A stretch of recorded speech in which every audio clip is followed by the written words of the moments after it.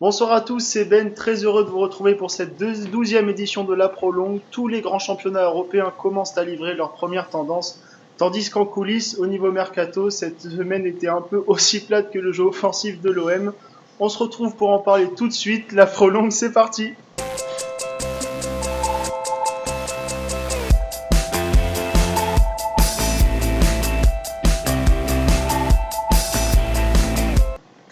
Et cette semaine, j'ai donc l'honneur de retrouver Mounir, qui m'avait, je l'avoue, un peu manqué. Alors Toi comment ça aussi, va tu mon m'as petit manqué Mounir? mon Benito. On va avoir plein de trucs à se dire là. Ça va piquer, ça va faire mal aux fesses. Bien Donc ça sûr que va quand même. ça va toujours. À partir du moment où l'OM arrête de jouer, tout va mieux.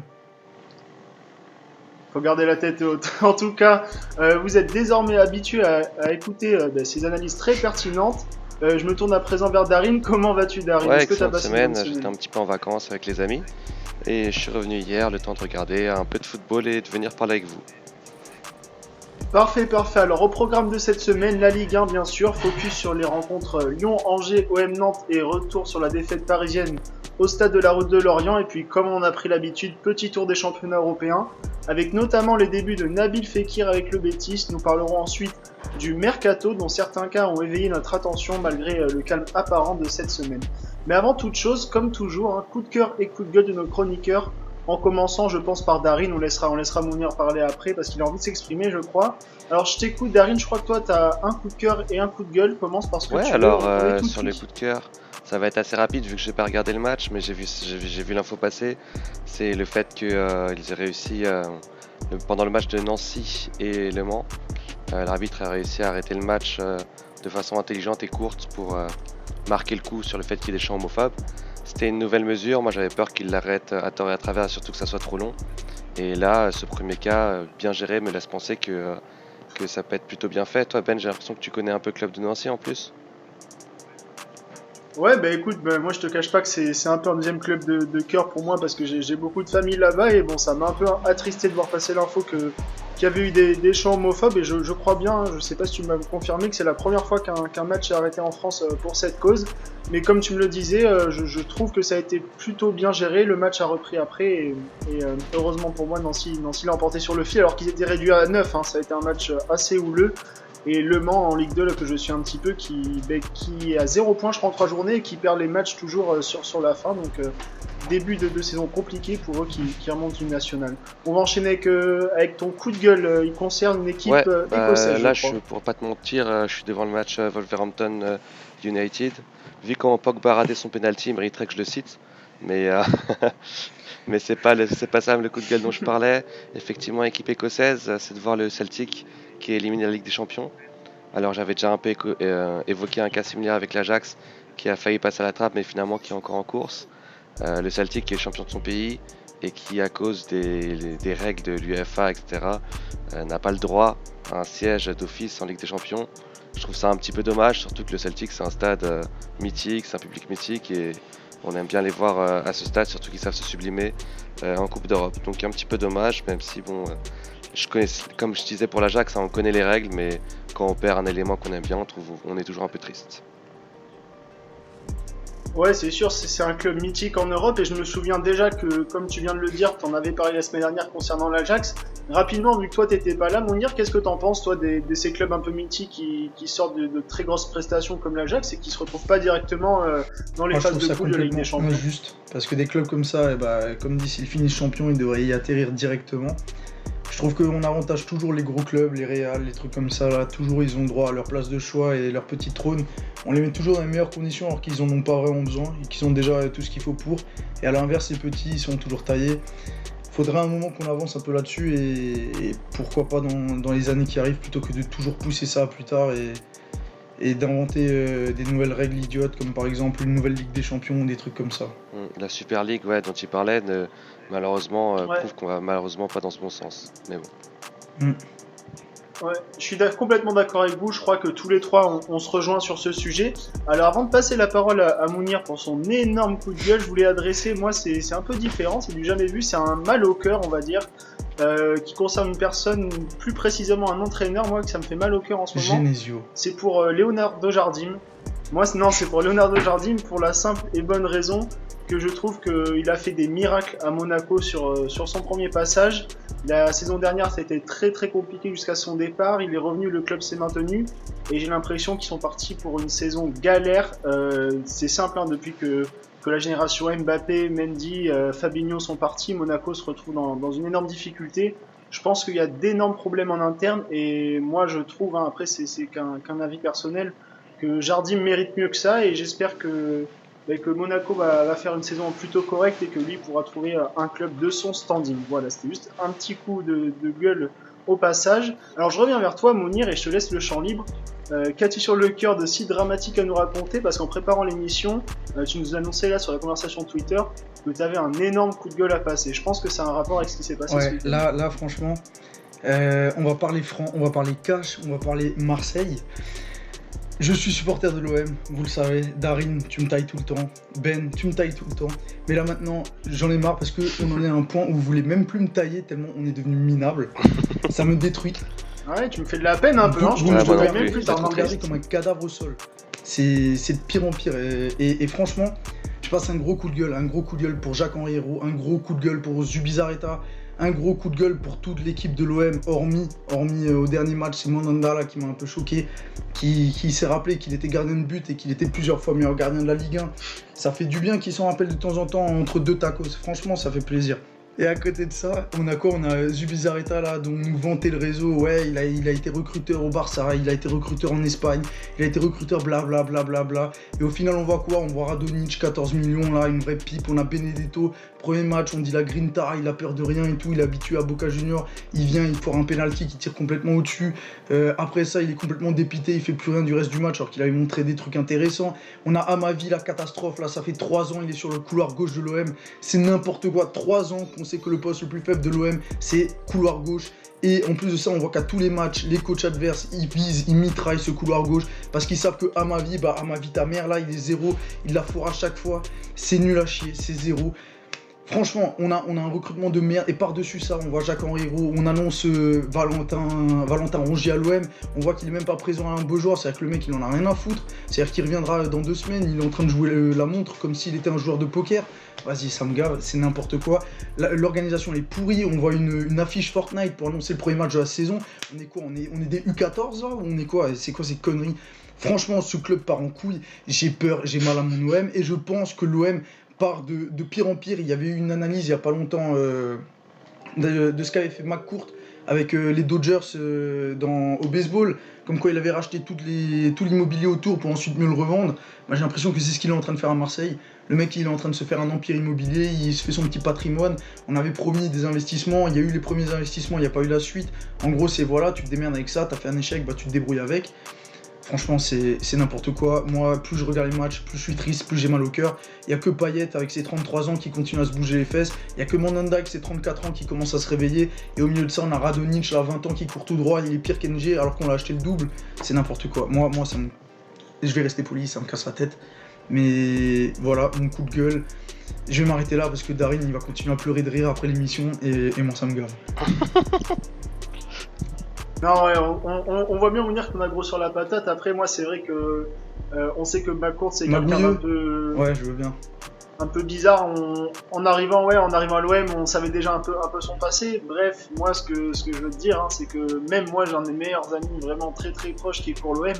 Et limite, j'ai envie de te dire que le temps où on se tirait la bourre entre Lyon, Marseille, parce que moi je suis pour Lyon, mais limite ça me manque un peu parce que là j'ai même plus, enfin, tu vois, j'ai même plus envie de l'enfoncer. Je me dis putain, limite, les mecs, Marseille, etc. Enfin bref, ça nous fait une très belle transition. Ce week-end, je suis allé en boîte, j'ai revu des gens que j'ai pas vu depuis longtemps. Ils m'ont dit quoi? Ils m'ont pas dit salut Mounir, comment ça va? Ils m'ont pas dit salut Mounir, tu viens quoi? Ils m'ont dit salut Mounir, l'OM ça va pas fort en ce moment. Eh mais vas-y, c'est bon, moi ça me saoule. Allez, la transition pour la suite. Je te laisse mon petit Benito, vas-y, balance-moi ça. Oui, je nous disais que c'était une très bonne transition. On n'en a pas fini avec toi, Mounir, parce qu'on aborde notre focus Ligue 1. J'avais prévu d'enchaîner ton coup de gueule avec le match Nantes-OM que forcément tu as vu, hein, qui s'est soldé à la Beaujoire samedi par un assez terne 0-0. Alors encore une fois, Mounir, tu as vu le match. Quels ont été les faits marquants de ce match, que ce soit dans le jeu, peut-être le penalty manqué de Benedetto, l'excès d'altruisme de Payet, peut-être. Qu'est-ce que tu en as retenu toi de ce match Alors là, du côté score, Marseille, 0-0. ça va choquer, mais la recrue Alvaro González, il a été impeccable, super propre dans tous les bons coups. On a Mandanda, que je te garantis, j'étais le premier à tirer dessus toute la saison dernière. Bah là, franchement, s'il garde ce niveau toute l'année, moi je le garde, il n'y a aucun problème. 9 arrêts, son meilleur total depuis 3 ans. À l'OM, c'était phénoménal, il était magistral. Payet, qui vieillit, mais qui joue bien, il joue toujours mieux. Franchement, ça m'a impressionné aussi. Mais Payet, qui m'a aussi énervé, parce qu'il l'a dit André Villas-Boas dans la conf d'après-match, il a dit le tireur désigné c'était Payet. Toute la semaine, c'est Payet qui s'est entraîné à tirer le penalty. Et au moment du match, il donne le ballon à Benedetto. Les gens diront oh, c'est un geste d'altruisme, il voulait le mettre dans les meilleures conditions. Moi, je vois surtout ça comme un geste de lâche. Il a eu peur de le foirer, de retomber dans ses travers et tout. Et du coup, il l'a donné à Benedetto. Moi, je le vois comme ça. Côté Nantes, Valentin Rongier, incroyable. Il était phénoménal. Franchement, s'il signe avec ce niveau à l'OM, je le prends direct. D'ailleurs, je sais même pas pourquoi il veut venir à l'OM. Franchement, Valentin, si t'as ce niveau-là, fais pas cette connerie. Va signer à Newcastle si t'as envie. Y a pas si longtemps, avec Darin, j'ai tiré sur Newcastle.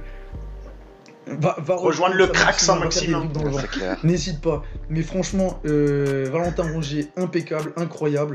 Et c'est tout ce que j'ai à dire à ce niveau-là, parce que en dehors de ça, les deux équipes avaient le même niveau. C'était un match pitoyable, c'était un match minable. Et la rentrée de Radonjic valait autant que le match d'Amavi, c'est-à-dire un bon gros 0 pointé. Et je donnerais pas mieux que ça. Ouais, moi juste pour peut-être un peu nuancer ce que tu dis, moi je pense que l'OM doit surtout en ce début de saison laisser un peu passer l'orage. Il y a un nouvel entraîneur, Mandanda revient à un niveau très intéressant et moi je suis content pour lui parce qu'il a été assez tiraillé et moqué la saison dernière. Payet, on voit que quand il est motivé, malgré le fait qu'il ait fait une petite erreur, excès d'altruisme comme on a dit, on voit qu'il retrouve un niveau correct aussi. Donc moi je pense sincèrement qu'il faudra laisser passer l'orage et puis voir comment va se dérouler la suite de la saison. Deuxième point de ce Focus Ligue 1, OL Angers, c'est moi qui vais m'en charger. J'ai vu le match vendredi soir. Quel match. C'était une raclée, quel match. Je vais juste... l'opposition, on va dire, l'opposition d'entraînement que j'ai vue, à laquelle j'ai assisté. Je vais revenir sur les points que j'ai aimés. Je vais pas faire très long, je vais juste dire comme ça les points que j'ai aimés. Tout d'abord, la constance sur 90 minutes comme à Monaco. Je l'avais déjà dit la semaine dernière. Lyon ne me fait plus peur sur ces deux premiers matchs. Il n'y a aucun moment où je me dis on va manquer de concentration, on va remettre les Angevins dans le match. Sur 90 minutes, c'était constant.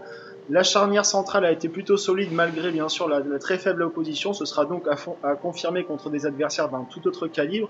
L'efficacité, ça c'est nouveau cette saison. L'OL a tiré 10 fois et a marqué 6 fois, c'est un ratio énorme.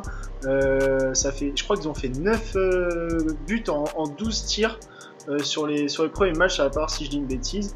Un Aouar retrouvé, je trouve, c'est la saison dernière où il était vraiment très peu régulier, je trouve, et cette saison, j'espère que ça va être sa saison en vue de l'Euro 2020. Un système intéressant, je trouve, en ayant vu le match, des latéraux qui montent pas beaucoup, et ce que j'aime bien, c'est que ça laisse la possibilité aux joueurs de 1 contre 1, pour les ailiers qui sont forts en percussion, de s'exprimer, ça ramène pas de défenseurs supplémentaires, et je trouve aussi que cela permet d'équilibrer le jeu entre l'attaque et la défense. Et je finirai par une mention spéciale, un petit hommage à Juninho avant le match pour son retour à Lyon. En tout cas, c'était une soirée pleine, plutôt parfaite pour l'Olympique Lyonnais qui se retrouve en tête de la Ligue 1, ça faisait bien longtemps. Et voilà, c'est à confirmer, il y a eu 2 matchs de Ligue 1, mais pour l'instant c'est très positif. Il faudra voir si justement cette constance tient à se maintenir sur les prochains matchs. Mais pour l'instant, je suis très satisfait de ce qui se passe, donc on verra bien. Troisième match, Rennes-Paris. Alors Darin, je vais te laisser un peu parler. Je sais que t'as vu un petit peu le match hier soir en double écran. Paris qui concède déjà son premier revers de la saison alors qu'ils avaient tenu très longtemps la saison dernière sans défaite. Qu'est-ce que t'as pensé de ce que t'as vu avant qu'on en parle? Donc petit remake du Trophée des Champions dont on avait déjà parlé. Comme je l'avais dit, les petits Rennais n'ont pas du tout peur, je parle des espoirs, notamment Kamavinga, de tenter des dribbles, etc. Et c'est très intéressant. Ils ont été organisés, disciplinés et c'est avant tout leur victoire avant d'être la défaite du PSG. Après, si on devait revenir sur le PSG, très faible lien entre la défense et l'attaque. T'as le jeu long de Marquinhos et de Verratti, mais qui prend la balle pour l'amener du milieu de terrain jusqu'aux 20 derniers mètres adverses ou 30 derniers mètres adverses. On n'a pas grand monde à part Mbappé, mais c'est pas ce qu'il fait de mieux. Du coup, c'est assez limité offensivement, de façon assez étrange. Et Cavani, même Cavani, qui malgré son but, et de Renard, depuis Renard, j'ai l'impression qu'il est un peu agacé, qu'il devient de plus en plus agaçant et fait moins d'efforts. Je me demande si son temps n'était pas finalement révolu au PSG. Est-ce que ça aurait pas été mieux pour le club de chercher autre chose, et pour lui aussi d'ailleurs, je sais pas.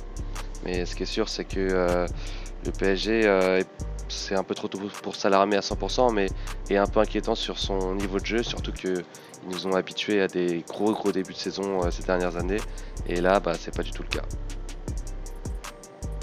Ouais, c'est sûr, hein, pour rebondir sur ce que tu dis, même si on va pas tirer de conclusion hâtive, hein, on a vu un petit pari, je trouve, hier. Je trouve que c'est l'adjectif qui correspond. Rennes, comme tu le disais, a très bien contrôlé, je trouve, le circuit, on va dire, providentiel entre Verratti et Mbappé. Hein. On sait que Verratti remonte souvent le ballon, et là, sans ça, on trouve un pari, je trouve, en difficulté. En plus de ça, les deux buts viennent du côté gauche parisien, hein, un petit peu les mêmes problèmes qu'à l'OM. J'ai trouvé un pari maladroit techniquement, même battu dans l'engagement. Hein. Cavaminga, il a 16 ans, mais je l'ai trouvé impressionnant. Il a muselé Verratti et il donne une passe décisive à Del Castillo sur le but Rémé. La petite stat, comme tu disais, hein, Rennes n'a pas peur de Paris. Hein, c'est la 5e victoire de Rennes sur les Parisiens en 10 ans. C'est le meilleur total des clubs français, donc ce serait un peu la bête noire pour les Parisiens. Moi, Mounir, j'ai envie de te poser une question, parce qu'on va pas non plus épiloguer 20 ans sur le match. Est-ce que toi, tu penses, au vu de ce début de saison, des problèmes un peu en interne avec le cas Neymar, etc., est-ce que tu penses que Paris peut être un peu concurrencé, hein, ou en tout cas un peu plus que les autres années en Ligue 1, ou est-ce qu'ils vont encore une fois écraser le championnat Moi, je pense surtout que le cas Neymar a foutu un gros coup de massue sur tout l'effectif parisien. Parce que jusque-là, comme star signée au PSG, on se disait toujours qu'elle était liée, elle était pris point et pied vers le PSG. Et là, Neymar est en train de prouver justement qu'il est possible de partir du PSG. Du coup, est-ce que les autres joueurs sont pas en train de s'interroger sur le fait que le PSG n'est pas capable de retenir toutes ces stars? Est-ce que ça fout pas le doute sur le groupe? Je pense que ouais. Je pense qu'ils sont mentalement touchés. Je pense que ça va mal. Mais je pense que c'est temporaire et que ça va durer un mois et demi max. Et que si une équipe, et là je pense à Lyon, hein, parce que je pense que c'est les seuls à pouvoir glaner assez de points, si une équipe comme Lyon est capable de prendre une assez bonne avance sur les premiers et deuxièmes mois de la Ligue 1, sur le PSG, je pense que ça sera décisif dans la course au titre et que justement ça sera possible de les concurrencer. Après, combien de temps va durer cet état d'âme au PSG ? Ça reste à voir, je pense un mois et demi grand max, hein, pas plus, parce qu'au final ils ont tous tellement de niveau que même en jouant à 50%, ils sont capables de marcher sur la Ligue 1. Ouais, c'est vrai ce que tu dis. Après, on revient sur le fait que Lyon devrait être constant. Paris, malgré tout ce qui se passe, je trouve, a fait des recrues intéressantes. Et puis, je pense que quand le cas Neymar, le mercato sera réglé, je pense qu'ils reprendront un rythme de croisière. Mais on a vu quand même, hein, par le passé, hein, depuis l'RQSI, que le PSG a parfois été malmené, même battu, hein, dans la Ligue 1, que ce soit par Montpellier ou Monaco plus récemment. Donc à suivre, hein, nous en reparlerons bien entendu.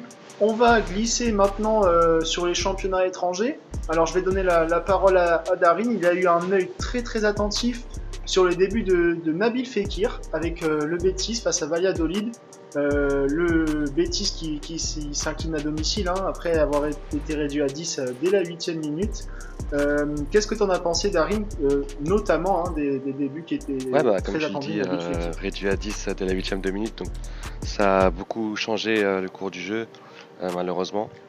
Au départ, je voulais regarder le Betis, un peu comme la semaine dernière où j'ai regardé Arsenal exprès pour voir plusieurs joueurs ensemble, et je m'étais fait avoir. Là, un peu pareil, parce que quand le gardien se fait expulser, c'est Joaquin qui est sorti, et il fait partie des joueurs que j'avais envie de voir, donc génial. Et Iglesias, recrue star du Betis, qui vient de l'Espagnol Barcelone, où il avait signé une super saison en Liga, qui est sorti plus ou moins à la pause parce qu'il s'était fait une cheville. Donc, réduit à 10, Nabil Fekir qui avait un positionnement hyper bas. Alors avant l'expulsion, même si sur une dizaine de minutes c'est difficile de juger, il jouait un tout petit peu plus haut, même s'il arrivait à chercher un peu la balle plus bas. Et là, après l'expulsion, il a été contraint de jouer vraiment bas, limite comme un relayeur droit, j'ose dire. Donc, et à jouer le contre parce qu'il jouait bas en contre vu qu'il était en infériorité numérique tout le match. Mais malgré tout, il a montré qu'il avait vraiment de la qualité technique, hein, comme nous on le sait. Il a fait des belles percussions, il a réussi à obtenir des fautes hautes, comme diront les détracteurs lyonnais, à la lyonnaise, de façon intelligente, on va dire. Et il a réussi à faire remonter son bloc. Donc je pense que ça c'est vraiment ce match c'est un épiphénomène parce que il y aura pas tout le temps, ils joueront pas à 10 à chaque fois. Et si Iglesias revient, je pense qu'il aura de quoi, et avec Joaquin, il aura de quoi s'éclater. Je pense qu'il va faire une belle saison en Liga, même si là, finalement, ses fulgurances n'ont pas réussi. Enfin, comment dire, il a réussi à monter parfois le ballon de ses 40 mètres jusqu'aux 30 mètres adverses, et obtenir une faute. Alors certes, quand tu regardes les résumés, t'as pas l'impression, du coup, tu vois rien et tu te dis qu'il a rien fait du match. Mais pour l'avoir vu, je pense que c'est assez prometteur. En plus, il m'avait l'air affûté, donc je pense qu'il va faire une très belle saison. D'accord, merci Darim. Mais moi, de ce que j'ai pu lire, j'ai pas vu le match, on va pas se mentir. J'ai lu qu'il avait été très actif, qu'il avait tiré les coups francs dangereux, donc c'est signe quand même du rôle qu'il a en arrivant au Betis. Et comme tu l'as dit, moi je pense qu'il va pouvoir montrer sa qualité technique dans ce championnat qui est quand même très bon championnat. Et on espère pour lui, surtout moi en tant qu'ancien lyonnais, qui va faire une belle saison. Moi je pense qu'il en a l'opportunité. J'avais dit que c'était pas forcément un mauvais choix de carrière. Donc à suivre, en tout cas, merci d'avoir suivi ce match et de nous avoir donné ton avis. Maintenant, on va passer au championnat anglais, on va pas revenir sur les gros résultats que vous avez sûrement tous déjà dû voir. Toi, Mounir, je sais que tu as regardé Arsenal-Burnley. Ouais. Arsenal qui s'en sort grâce à son super duo, on va dire à la Lacazette Aubameyang. Arsenal qui a un peu galéré quand même et qui l'emporte 2-1. Qu'est-ce que tu as pensé du match, toi? Il y a un truc qui m'a sauté aux yeux, c'est Ceballos. Un truc de dingue. C'est incroyable comment ils se font bien dans le milieu d'Arsenal. Ils dominent tout, ils maîtrisent tout. Il y a de la justesse, il y a du dribble, il y a du placement. Il analyse bien le jeu même de l'adversaire. On le voit, il retourne sur le banc, il parle de comment joue Burnley. Bon, il a dit comme quoi c'était une équipe qui faisait que des boum boum vers l'avant. Mais bon, au moins il parle du jeu. Il n'est pas le genre de joueur à retourner sur le banc et à penser à quelle bague il va mettre en sortant du match. Franchement, Ceballos, c'est incroyable avec la saison qu'il va nous faire. Je pense qu'il a de quoi donner un peu de mal à la tête à Zidane à son retour. Bon, après, c'est que le premier match, on va pas s'enflammer non plus. Enfin, c'est le deuxième. On va pas s'enflammer des masses, mais c'est pas mal du tout. Dommage qu'Arsenal n'ait pas une option d'achat dessus, parce qu'il a montré des dingueries. Sur le terrain, à un moment, il fait une roulette où il la passe. Ah non, je confonds avec Pépé, c'est vrai. Pépé, j'allais en venir justement. Pépé qui a fait une entrée aussi incroyable. Lui aussi, tactiquement, techniquement, il est super bon. Il est partout sur le terrain. Franchement, cette doublette et avec les attaquants prolifiques qu'ils ont, Aubameyang, Lacazette devant, ça va te faire plaisir. Un Lyonnais qui pointe le bout de son nez encore. L'équipe d'Arsenal est archi propre. Défensivement, ça fait encore un peu peur. David Luiz, il est dans tous les bons coups et ça se voit qu'il avait envie de ce transfert parce qu'il montre une envie que les autres défenseurs d'Arsenal ne montrent pas beaucoup. Socrates, il me semble, qui était à côté de lui, a fait le job sans pour autant être intraitable. Celui qui n'était pas encore dans le tempo, c'était Maitland-Niles. Je sais pas si ça se prononce comme ça, mais ouais, c'était lui qui était pas vraiment. C'est ça, mais il a été très bon sur le premier match. Sur le premier, il a dû bien se débrouiller, mais sur le deuxième. Ouais, j'ai pas vu ce match-là, mais le premier, le deuxième, il avait un placement qui était pas bon. Il relançait toujours les ballons en corner, alors qu'il pouvait relancer proprement au sol. Il n'était pas dedans. Après, comme dit, c'est pas son poste de prédilection. À la base, c'est un milieu de terrain, c'est pas un latéral droit. Il fait le boulot en attendant que Bellerin revienne de sa blessure. Donc du coup, beaucoup de bonnes choses, une défense encore à revoir, à fignoler.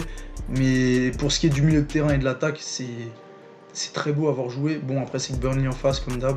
Mais s'ils prennent la confiance qu'ils l'engrangent et qu'ils commencent à montrer de bonnes choses et une continuité, je pense qu'Arsenal a largement de quoi devancer certains cadres de la Ligue 1 et de quoi peut-être un tout petit peu, rien qu'un petit peu, embêter Manchester City et Liverpool. Mais en tout cas, Chelsea va avoir du mal. Ouais, merci. Vas-y, dis-nous. En tout cas, merci Mounir. On rappellera bien sûr que c'est la première ligue. Arsenal n'avait pas fait un si bon départ depuis 9 ans. Je crois que j'avais vu passer là. Il monte en puissance. On sait que, c'est quasiment sûr pour moi. Je trouve qu'il va s'imposer là-bas. il pourrait avoir une attaque de feu. On sait qu'Aubameyang et Lacazette s'entendent très bien. Et moi aussi, j'espère, Arsenal, c'est une équipe que j'aime bien. J'espère qu'ils vont tenir à la dragée haute au cadre de Première Ligue cette saison. Même si on sait bien sûr qu'il y a toujours un point d'interrogation, comme ces dernières années, sur la défense. Alors les mecs, il nous reste en une petite dizaine, 10-15 minutes pour parler des transferts. Alors moi, Juste avant ça, le match de... Ouais. Je suis en train de regarder, pour parler de Première Ligue, là je suis devant Wolverhampton Manchester United. Donc juste un petit mot, belle performance en première période de United. Wolverhampton, il faut savoir que c'était un peu leur bête noire. Hein. Et là, ils ont réussi à bien gérer, notamment avec l'ouverture du score de Martial. Martial qui est amené à jouer vraiment en pointe cette année. Et pour l'instant, qu'il le fait plutôt bien. Après, comme je l'ai dit en début d'émission, Pogba m'a pas trop fait plaisir avec ce penalty raté. Mais voilà, il y a eu une égalisation entre temps en plus de Ruben Neves qui est magnifique et qui est la seule frappe limite de Wolverhampton. Donc malgré ce match nul, il y a quand même du mieux pour United. Et même s'il est beaucoup trop tôt pour s'enflammer, parce qu'il faut voir ce que ça donne face aux grosses équipes, il y a moyen que United fasse partie de la lutte pour la Ligue des Champions, ce qui n'a pas été le cas l'année dernière où ils ont terminé 6ème avec aucun jeu, rien. Là, sur les 2 premiers matchs, c'est intéressant, donc affaire à suivre.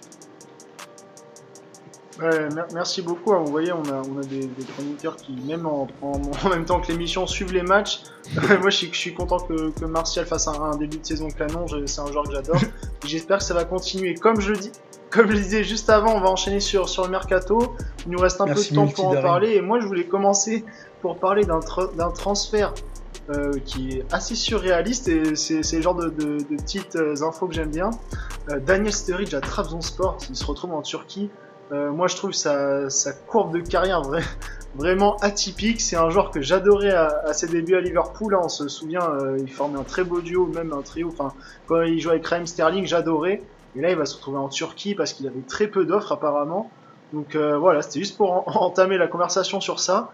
Voilà, je vais pas trop de mots pour décrire ce transfert. Pourtant, c'est un joueur que j'adore. On en avait parlé, je crois, il me semble, Ben. Voilà, il y a des joueurs. C'était avec toi, je crois que j'en avais parlé, ouais. Ouais, là, j'ai vu l'info passer aujourd'hui que ça s'est vraiment officialisé, qu'il est arrivé là. Bizarre, ouais, c'est clair.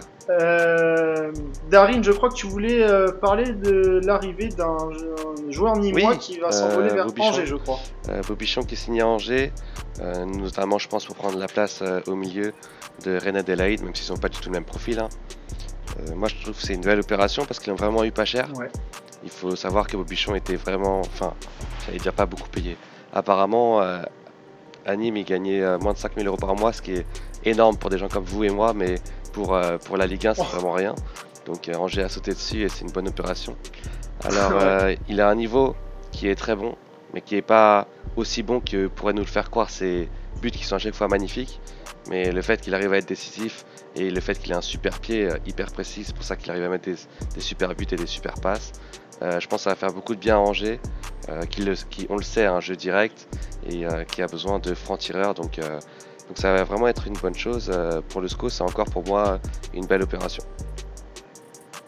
Je suis d'accord avec toi, c'est une bonne opération pour le SCO, hein. Ça reste quand même un bon joueur de Ligue 1, ça va solidifier je pense un peu leur milieu, même s'il n'a pas le profil de Reine Adélaïde comme tu dis, qui est ma foi une très bonne pioche, je trouve pour Lyon, soit dit en passant. Mounir, t'as un transfert à évoquer? Pour Bobichon, je suis totalement d'accord avec Darin, je trouve que c'est un super joueur sous-côté.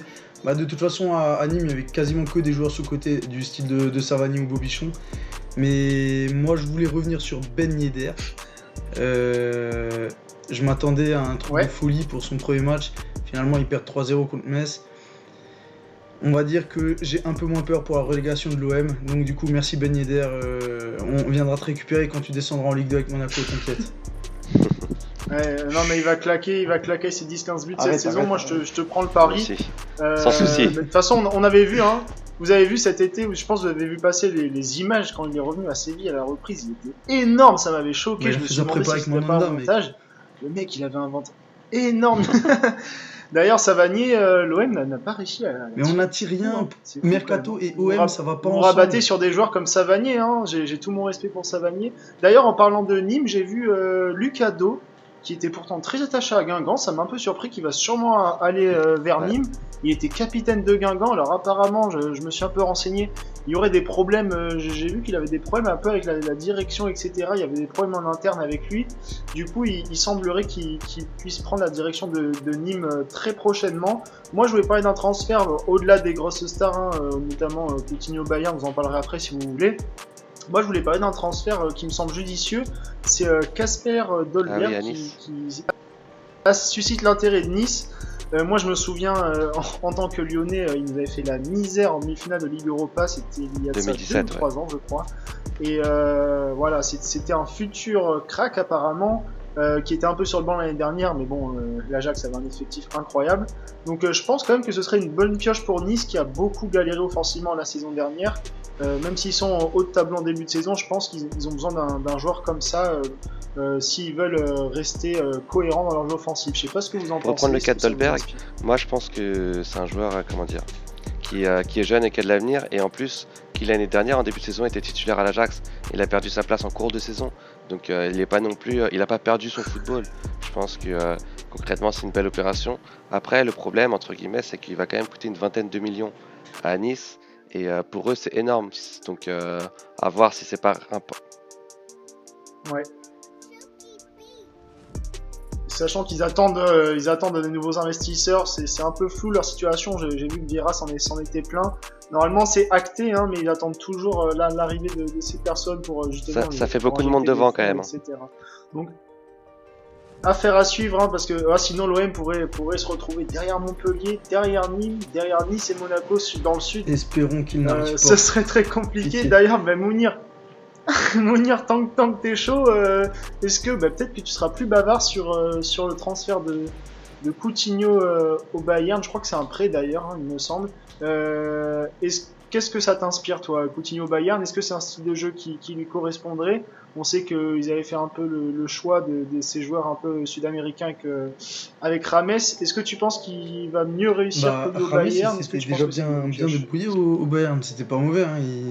Ils étaient décidés à le conserver, et c'est l'arrivée de Zidane qui a un peu tout fait. Oui, ça, sur la fin, c'était pas terrible quand même, Rames. Mais ouais, il avait bien commencé. Il a eu sur les 2 ans, on va dire qu'il a fait 1 an et demi de gros niveau. Ouais, mais franchement, c'était pas mal. Et je pense que c'était exactement le transfert qu'il fallait avec les blessures à répétition de Kingsley Coman et le transfert de Perisic, qui est pas vraiment le plus jeune de tous les joueurs.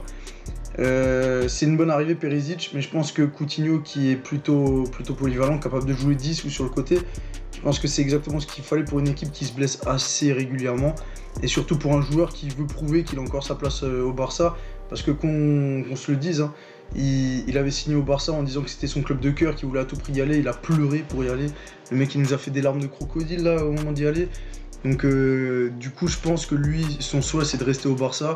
Son souhait c'est de montrer qu'au Bayern il peut déchirer tout le monde, et que du coup quand il va revenir il aura de nouveau sa place, même si je pense que si Neymar arrive, j'espère que Coutinho va kiffer la bière allemande, parce qu'il en aura pour un petit moment quand même, hein, entre les knacks et la bière. Je pense que malgré tout c'est super intelligent, je suis d'accord avec toi, parce que là ils l'ont en prêt et ils vont payer on va dire une dizaine de millions d'euros, et c'est ça la fin de l'investissement. Ils ont eu Coutinho 1 an au pire des cas, un joueur de ce niveau là à 10 millions d'euros.